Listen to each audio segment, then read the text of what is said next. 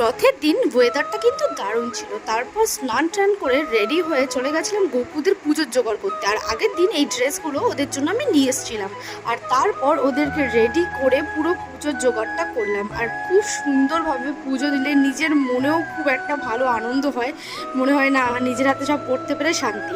তারপর লাঞ্চ করে খেয়েছিলাম এই আনারসটা, আর এটা বাবা নিয়ে এসেছিলো আগের দিন।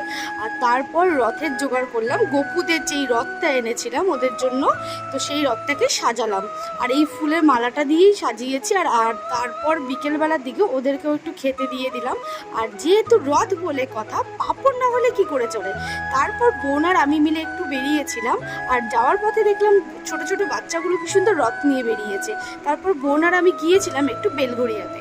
বেলঘড়িয়া থেকে ও একটা ব্যাগ কিনেছিল, তারপর সেটা কিনে নিয়ে বাড়ি চলে আসার পথে দেখছিলাম এখানে একটা বড় রথ নিয়ে যাচ্ছিল। তো ভিডিওটা ভালো লাগলে অবশ্যই লাইক করুন, শেয়ার, টাটা।